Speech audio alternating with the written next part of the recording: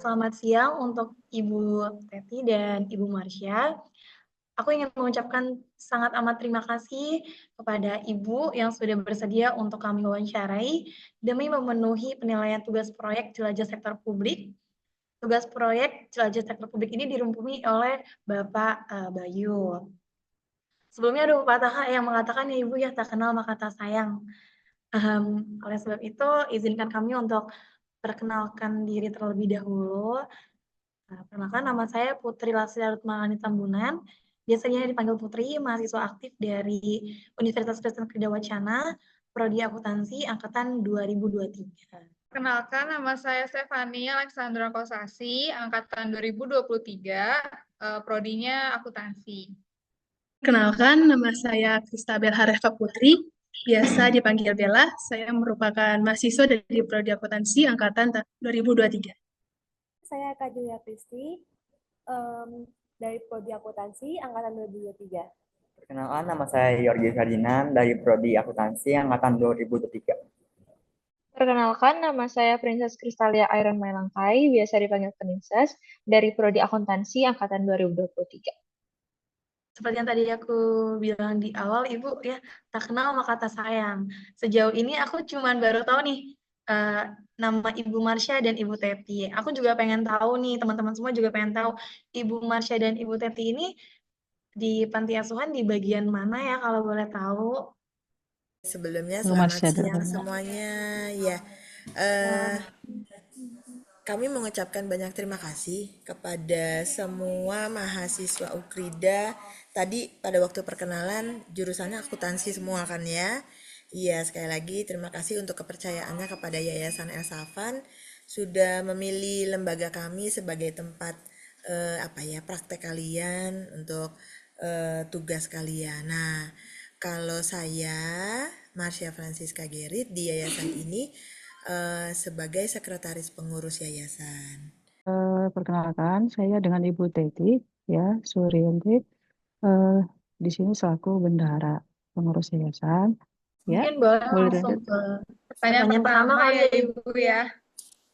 Oke, Bu Marsha nih. Di sini saya ada pertanyaan. Kan Yayasan Elsafan sudah berdiri cukup lama ya. Saya mau tahu bagaimana struktur organisasi yang dimiliki sama Yayasan Elsafan. Iya, struktur Yayasan Elsafan itu kita kan ada pendirinya. Tadi saya sudah sampaikan, Elsafan berdiri 7 Februari 2026, digagas oleh seorang tunanetra yang mengalami tunanetra setelah dewasa, yaitu Pak Ritson mengajak beberapa teman tunanetra dan ada juga 2 orang yang tidak tunanetra. Mereka yang tunanetra ini tunanetra yang mengalaminya setelah dewasa, jadi bukan tunanetra dari lahir gitu ya. Nah, lalu mereka mendirikan ini, lalu mereka bersepakat bagaimana dengan adik-adik kalau misalnya rata-rata nih para pendirinya tuh mengalami tunanetra di usia dewasa. Jadi seperti Pak Ritson sendiri itu semester 6 pulang PKL, dia kan mahasiswa di STT Dulos waktu itu, pulang dari KKN, nah mulai deh tuh ya, karena glukoma gitu ya, karena glukoma. Nah setelah Yayasan Elsafan berdiri, kita itu namanya bukan Yayasan Elsafan, dulu namanya Elsafan Ministry, karena kita mulai dari beberapa anak, pertama 2 anak, 3 anak, 5 anak, lalu berawal dari kontrakan kos-kosannya Pak Ritson gitu. Mulai 7 anak dulu di situ, yaitu di dekat Rumah Sakit Persahabatan. Kalau adik-adik tahu, dekat Rumah Sakit Persahabatan itu ya di daerah Jakarta Timur. Nah, dari situ lalu pindah lagi ke Ekor Kuning di belakang Terminal Rawamangun, itu masih ngontrak, tambah 17 anak gitu ya. Pindah lagi ke Jalan Dermaga ya, daerah Durensawi tuh, udah masuk daerah Durensawi tapi beda kelurahan. Lalu pindah lagi ke Jalan Delima gitu ya, Jalan Delima, udah di Jalan Delima, di situ kurang lebih kita 6 tahun lebih ya. Karena kalau untuk urus izin sekolah itu harus ada surat kontrak 6 tahun gitu. Jadi adik-adik di Yayasan El Safan itu setelah di Jalan Delima 6 tahun lebih, lalu kita pindah dan puji Tuhan kita sudah punya tempat permanen di Jalan Betung Raya Pondok Bambu ini gitu. Nah, sejak di Jalan Betung Raya ini dari Juni 2017 sampai saat ini. Jadi usia 18 tahun itu kita berpindah-pindah tempat ya. Nah, kalau mulai dari struktur memang ada beberapa kali pergantian, mulai dari pembinanya gitu ya, pembinanya berganti-gantian. Itu kita juga setiap pergantian susunan pengurus itu kan harus ganti akte ya. Setiap kita pindah tempat, pindah domisili, ganti akte. Jadi jangan heran kalau akte perubahan di Yayasan El Safan ada 7 kali perubahan ya, ada 7 kali perubahan karena berganti-ganti tempat dan juga berganti-ganti susunan pengurus. Nah, saat ini kita legalitasnya, semua legalitas yang berubah selalu kita ada SK Hukum dan HAM-nya. Jadi udah lengkap semua legalitas karena kita mau lembaga kita menjadi contoh kepada lembaga lain dari segi legalitasnya. Legalitas semua lengkap. Lalu anak-anak yang kita bina juga legalitasnya lengkap dari orang tua. Jadi tidak ada kita misalnya ada kenapa-napa dengan anak ini lalu kita dipersalahkan atau gimana gitu ya. Jadi dari awal memang kita sudah sepakat bahwa kita mau mendampingi teman-teman atau anak-anak disabilitas supaya mereka bisa mandiri. Itu tujuan pertamanya. Supaya anak-anak disabilitas netra bisa mandiri. Jadi untuk struktur organisasi Yayasan El Safan itu kita ada 4 layanan besar. Ya, 4 layanan besar. Yang pertama, panti. Kita ada pantinya. Jadi kalau sekarang di Kementerian Sosial itu dibilangnya LKS, Lembaga Kesejahteraan Sosial gitu ya. Jadi kita namanya LKS PDN El Safan, Lembaga Kesejahteraan Sosial Disabilitas Netra El Safan. Lalu yang kedua, layanan yang kedua apa? Kita ada melayani ada SLB-nya, Sekolah Luar Biasa A dan A+ El Safan. A itu kan menunjukkan bahwa SLB El Safan melayani khusus tunanetra, disabilitas netra gitu. Lalu ada A dan A+. Apa itu? Jadi Yayasan El Safan juga melayani bukan hanya tunanetra murni tetapi tunanetra ganda. Gitu ya. Gandanya tapi enggak sampai berat gitu. Kalau kayak teman kita lembaga Rawinala itu kan lumayan berat ya. Jadi kalau di El Safan misalnya tunanetra plus autis, tapi autisnya masih ringan. Tunanetra plus grahita tapi grahitanya masih ringan. Tunanetra plus gangguan komunikasi tetapi masih bisa ngomong gitu ya walaupun kurang jelas. Jadi enggak sama sekali misalnya tunanetra plus rungu, enggak. Tunanetra plus sama sekali enggak bisa bicara, enggak. Bisa bicara tetapi masih terbatas gitu. Nah, setelah itu yang ketiga kita ada PAUD El Safan tetapi bukan di Jakarta. Adanya di Sulawesi Utara. Lalu yang keempat itu ada Balai Latihan Kerja disabilitas. Jadi Balai Latihan Kerja itu kita mempersiapkan tempat nantinya ke depannya itu anak-anak disabilitas kita yang murni, tunanetra murni bisa berlatih ke sana gitu ya, bercocok tanam. Mungkin kalau yang seperti IQ-nya terbatas gitu ya. Jadi di Yayasan El Safan ini selain kita punya balai latihan kerja dalam bentuk perkebunan cengkeh ya, kita punya perkebunan cengkeh di sana karena kedepannya kita berpikir gini deh, selama ini kan Yayasan El Safan itu ditopang oleh para donatur ya. Jadi El Safan sebenarnya pemerintah ini harus membantu Yayasan El Safan karena kita melakukan tugas yang harusnya pemerintah lakukan gitu ya. Tetapi kita belum 100% atau belum mendapatkan bantuan dari Kementerian Sosial. Misalnya kalau sekolah puji Tuhan ada dana BOS ya, walaupun itu baru mulai dari beberapa tahun belakangan ya. Sebelumnya juga nggak ada. Nah, untuk saat ini memang El Safan dihidupi oleh donatur. Tapi kedepannya kita mempersiapkan bahwa kita punya perkebunan. Kalau nanti ternyata banyak donatur yang tidak mendukung lagi, kita sudah punya sudah punya penghasilan maksudnya gitu ya. Jadi ada perkebunan cengkeh yang nantinya bisa menopang pelayanan Yayasan El Safan gitu. Karena kita pernah merasakan deh waktu zamannya COVID ya, beberapa tahun lalu itu selama 2 tahun banyak banget relasi yang stop karena kan mungkin usaha mereka berhenti gitu ya, sampai banyak karyawan beberapa yang mengundurkan diri. Jadi Yayasan El Safan tidak pernah, oh ada pengumuman Yayasan El Safan tidak butuh karyawan, maksudnya karyawan bolehlah mundur atau gimana gitu ya. Tidak, kita tetap berjalan. Waktu itu sempat berhenti, segala tunjangan dihapuskan gitu ya, hanya gapok. Gapok udah di bawah UMR jauh, mau dikurangin lagi, wah kita berdoa gitu ya. Nah itu jadi pelajaran kita bahwa kita tidak boleh berharap terus 100% dari donatur. Nah akhirnya Yayasan Elvan dengan 4 layanan besar yang ada di El Safan, disitulah kita fokus melayani disabilitas netra. Nah kalau dari segi struktur, kita struktur ada pembina ya, tadi kan pendiri, pembina, lalu ada pengawas yang mengawasi seluruh kegiatan kita, lalu ada pengurus. Nah, di bawah pengurus kita ada yang pelaksana harian. Jadi di pelaksana harian ini tadi ada bidang-bidang tadi kan, ada sekretariat. Sekretariat itu dia yang sebagai support system. Dia yang menopang 4 layanan besar ini gitu ya, SLB, Panti, BLK gitu ya, dan PAUD. Jadi kita yang menopang semua kegiatan yang di bawah ini. Nah, di masing-masing bidang ini juga ada strukturnya lagi. Misalnya sekolah ada strukturnya, ada wakaseknya, ada guru-gurunya, ada siapa yang bagian kurikulum siapa, kesiswaan siapa gitu ya. Nah, untuk di sekolah kita ini, sekolah kita itu dari TK sampai TK, SD, SMP LB, SMA LB sampai kelas pengembangan diri gitu ya.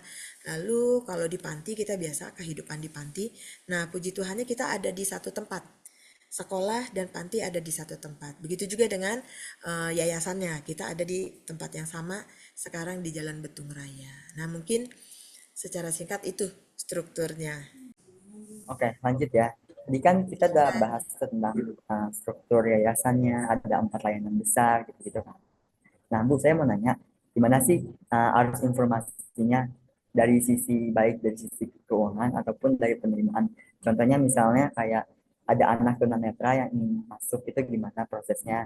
Dan misalnya dari sisi keuangan itu gimana sih secara kayak ada pembelian atau dikasih ke siapa gitu? Kalau di kita misalnya ada penerimaan siswa gitu, kita kan ada bidang-bidangnya tadi seperti saya bilang ya. Jadi kalau misalnya dia hanya mau tinggal di panti, nanti ada peksosnya, pekerja sosialnya yang akan berkomunikasi dengan keluarga gitu ya. Lalu ditanyakan semua legalitasnya gitu. Nah, memang di Yayasan El Safan itu kita nasional sifatnya. Jadi bukan satu denominasi agama atau satu suku saja, tapi dari menerima dari berbagai agama ya, juga dari berbagai suku. Nah, kalau untuk ditanya masuk El Safan itu gratis atau gimana sih gitu ya. Nah, memang kita ada standarnya. Jadi seperti kayak mau masuk sekolah itu kita ada standarnya. Namun tetap kita kalau misalnya ada orang tua merasa aduh kita keberatan atau gimana, itu bisa dengan caranya nanti buat surat gitu kan, surat permohonan kepada sekolah. Misalnya panti dia keberatan, nanti bikin surat kepada pantinya, lalu dari pantinya baru naik ke pimpinan dulu, ke pimpinan naik ke pengurus gitu ya. Nah, begitu juga dengan di sekolah. Jadi kalau misalnya ada calon siswa nih, calon siswa datang, atau misalnya kita menemukan nih ada keluarga yang anaknya tunanetra tapi tidak sekolah gitu kan. Biasanya kita berkunjung datang, lalu setelah komunikasi menanyakan masalahnya dengan keluarga, baru nanti ke langkah berikutnya kalau anak ini mau sekolah, baru orang tua datang ke yayasan gitu ya, ke sekolah, komunikasi dengan kepala sekolah. Setelah itu bersama dengan peksosnya kita tanyakan masuk ke data anaknya ini gimana, legalitas anaknya ini gimana, lalu kebutuhannya, karena nanti ada asesmen sementara dulu kan, asesmen sementara dulu anak ini bagaimana gitu kan. Nah setelah itu nanti baru masuk ke, kalau misalnya dia mau tinggal di panti, ini biayanya seperti ini, dia ikut sekolah, biayanya seperti ini. Lalu kalau nanti ada orang tua merasa perlu ada permohonan keringanan, nanti diarahkan untuk buat surat, baru surat dinaikkan ke sekolah, ke kepala sekolah, lalu panti ke panti, nanti dari panti bikin rekomendasi ke pimpinan atau ke pengurus, baru nanti di pengurus dibahas. Ini bagaimana gitu kan keputusannya. Itu sih alurnya seperti itu sih. Baik, adik-adik, untuk menyambung Ibu Marsha, seperti yang sudah dijelaskan Ibu Marsha sebelumnya. Nah, kalau kita kan lebih besar dari donasi ya, donasi. Selain donasi, kita ada dari SPP, SDLB, SMPLB, dan SMLB, dan juga ada dari BLK, seperti itu. Nah, kalau untuk donasi, biasanya itu mereka berkunjung dulu, survei, lalu mereka infokan, informasikan, mereka akan mengadakan kegiatan, apakah ada kegiatan atau hanya memberi donasi saja, baik dalam bentuk barang maupun uang, seperti itu. Dan donasi ada kadang itu langsung ke personal, langsung ke anak, tapi banyakkan secara umum, general. Jadi untuk operasional yayasan, mereka serahkan ke rekening yayasan. Kita punya rekening yayasan. Nah, nanti akan ada koordinasi dengan tadi pihak Peksos tadi yang disampaikan oleh Ibu Marsha. Nah, nanti Peksos akan menginformasikan ke kita, ke bagian keuangan. Nah, kalau misalkan dia terima uang cash, biasa kita tetap buatkan itu UTK ya, UTK sebagai bukti bahwa kita sudah terima uangnya, dan juga ada bukti kalau terima barang. Nah, nanti juga harus ada bukti kalau dia transfer, seperti itu. Nama siapa dari personal atau instansi atau lembaga lainnya atau dari pemerintah, seperti itu. Nah, kalau donasi dari pemerintah, biasa urusannya Bu Marsha, seperti itu. Nanti Bu Marsha informasikan ke kita bentuk sistematikanya seperti apa, persyaratannya bagaimana, seperti itu. Nah, kalau untuk SPP, kita punya admin dari pihak sekolah. Nah, nanti kita akan catatkan berdasarkan informasi yang disampaikan, meskipun sebenarnya rekening koran sudah ada ya, tapi sebagai accounting kan kita harus memastikan apakah transaksi itu benar dari orang tersebut atau tidak, seperti itu. Jadi harus informasi keuangannya harus jelas. Seperti biasa, laporan keuangan ya kita ada cash ya, ada biaya-biaya seperti salaris untuk listrik, biaya untuk konsumsi panti ya, untuk biaya akomodasi segala macam. SPP biasa untuk gaji guru, listrik, keperluan, kelengkapan ya, untuk perkembangan anak, seperti itu. Jadi semua all yang diterima itu adalah dipergunakan untuk semua kebutuhan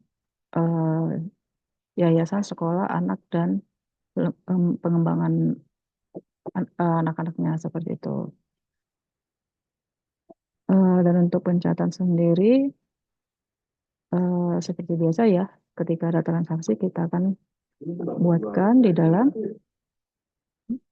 jurnal, seperti itu, jurnal atau buku besar ya, lalu masuk ke neraca saldo ya, berdasarkan transaksi yang tadi sudah kita terima informasinya dan sudah pasti ya, sudah dipastikan pencatatannya bahwa transaksinya benar-benar terjadi, seperti itu.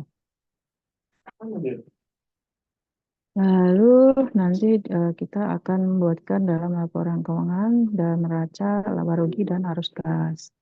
Nah, ini akan kalau sistemnya sendiri kita bentuk manual, tapi terkomputerized. Jadi dia punya sistem namanya DBS solution ya, atau sering disebut tuh dengan di Asapan familiar dengan sistem MSA, Manual System Accounting, seperti itu. Nah, itu nanti akan diinput oleh namanya ada Mbak Andre dan juga Lisbeth. Itu mereka akan mencatat transaksi harian-harian baik yang masuk dan keluar.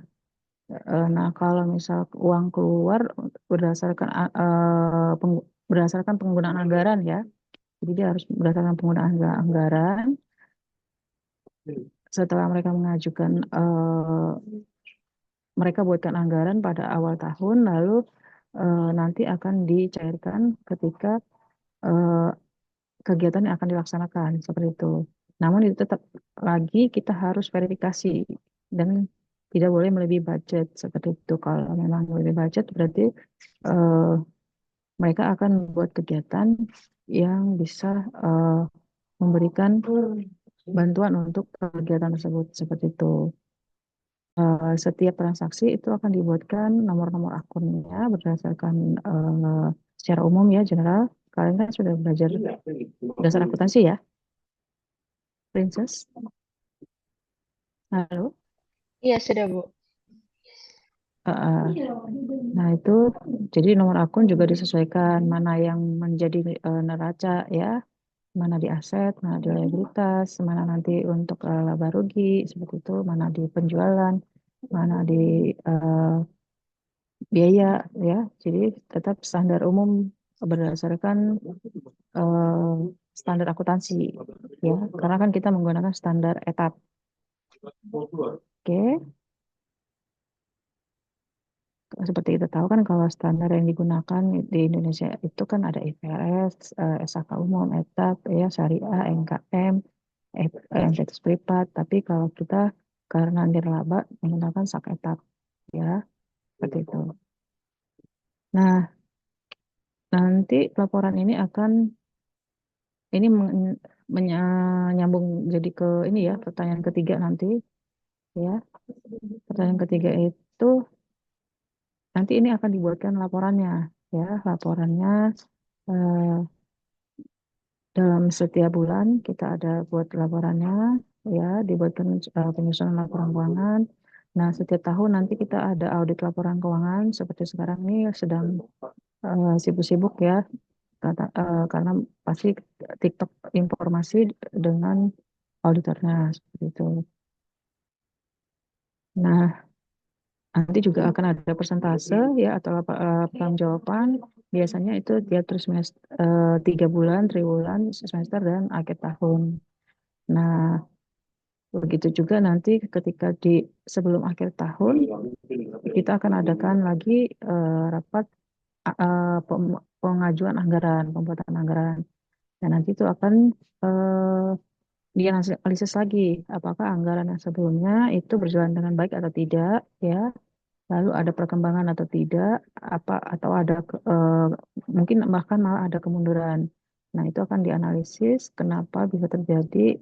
Nah, kalau misalkan makin baik berarti itu akan dikembangkan, dan kalau memang kurang baik dipertimbangkan apakah biaya atau kegiatannya itu benar-benar dibutuhkan atau tidak seperti itu. Nah, nanti untuk laporannya juga itu akan didistribusikan ya biasanya kepada pembina, pengurus, donatur yang umumnya itu kita ada yang dikoordinator oleh Bapak Handoko namanya. Kalau untuk ke donatur yang biasa secara umum biasanya kita langsung dengan konfirmasi dengan UTK.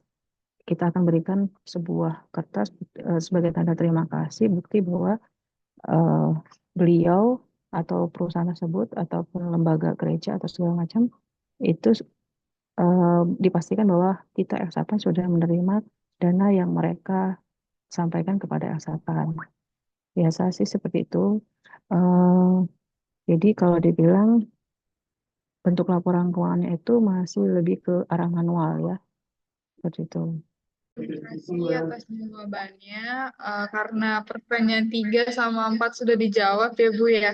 Iya. Eh, jadi saya mau tanya aja nih Bu, pernah nggak ya Ibu saat dalam pencatatan tuh ada kesalahan yang mengakibatkan terhambatnya laporan? Eh, pasti ada ya, namanya juga manusia ya, human error bisa atau mungkin sistem error bisa. Kadang juga sistemnya bisa error karena kan dia harus ini ya tinggi wifi juga. Jadi kalau misalkan pas di input ternyata nanti dia nggak ke-record. Nah itu bisa jadi ada miss. Sehingga itulah yang menjadi tambah kerjaan kita untuk mengaudit ya atau memverifikasi semua laporan sebelum-sebelumnya. Nanti akan kita buatkan jurnal koreksinya seperti itu. Tapi sebelum di jurnal pasti kita pastikan dulu, verifikasi dulu apakah transaksi itu benar atau tidak. Nah, kejadiannya seperti apa, lalu harus bagaimana bentuk pencatatannya. Seperti itu. Baik Bu, mungkin sudah cukup. Saya ada pertanyaan Bu. Kita ini membahas tentang akuntansi sektor publik, di mana yayasan itu merupakan bagian dari sektor publik itu sendiri. Nah, apakah dari Bu Teti sebagai bendahara, apakah akuntansi sektor publik itu lebih ditinggal dibandingkan dengan akuntansi sektor swasta? Kan pasti beda ya Bu antara sektor publik dan sektor swasta, di mana sektor publik sendiri kan tidak menginginkan laba ya Bu. Kalau swasta kan pasti jauh lebih mementingkan keuntungan yang mereka ambil gitu. Nah, bagaimana pendapat Ibu tentang akuntansi sektor publik dan swasta, Bu? Ya, karena sudah jelas ya, basicnya itu kita memang non-profit atau nirlaba, ya bukan mencari keuntungan. Artinya kalaupun itu dia ada dana yang belum digunakan, pasti akan diakomodasi untuk ke depannya seperti itu ya. Nah, karena ini juga kan bentuk yayasan yang kecil, bukan langsung direct ke pemerintah ya. Berarti kita tidak terlalu mempublish ke harus mungkin terdaftar OJK enggak, tapi pastinya kita kan diaudit ya. Kita menggunakan kantor akuntan publik untuk mengaudit yang pasti nanti di laporan audit itu kan biasa ada barcode ya, sehingga jika masyarakat membutuhkan informasi mengenai keuangan, apakah sudah terkoordinir dengan baik, itu bisa dilihat dari barcode tersebut ya, laporan keuangannya. Dan juga kita membuat laporan pasti kebutuhannya adalah kalau misalkan kebutuhan dengan Departemen Sosial kalau dibutuhkan. Tapi biasanya kita melaporkan sesuai dengan dana yang diberikan saja. Jadi penggunanya tepat guna atau tidak ya. Jadi biasanya bantuan-bantuan lembaga itu kalau yang diberikan misalnya 10 berarti penggunanya juga harus pas 10 seperti itu. Namun dilihat lagi fungsinya tepat guna atau tidak. Nah, kalau tidak nanti bisa ditolak seperti itu. Nah, itu yang harus memang benar-benar itu memang disalurkan kepada penggunaannya seperti itu. Baik Bu, sekian atas pertanyaan yang kami sampaikan. Terima kasih atas waktunya telah berkenan kami wawancara. Mohon maaf apabila ada kendala selama wawancara ini, dan mohon maaf apabila ada hal yang tidak berkenan dari kami. Sebelum mengakhiri wawancara ini, boleh kita foto bersama terlebih dahulu? Ya, mungkin sekian Ibu Teti dan Bu Marsha. Terima kasih atas waktunya, sudah mengganggu waktu Ibu sore-sore gini. Ya, makasih ya Bu. Baik, sama-sama. Terima kasih, Bu. Sama-sama. Mengucapkan banyak terima kasih. Mudah-mudahan apa yang kami sudah sampaikan, saya sama Bu Teti bisa bermanfaat ya. Sekali lagi terima kasih semuanya. Semoga kita dapat berjumpa lagi ya Bu. Sama-sama. Iya, sekali-sekali Terima datang kasih. dong ke yayasan ya. Boleh. Ya, boleh Bu. Ya, Mbak. Sorry. Oke. Baik. Bye. Terima kasih Bu. Terima kasih Bu.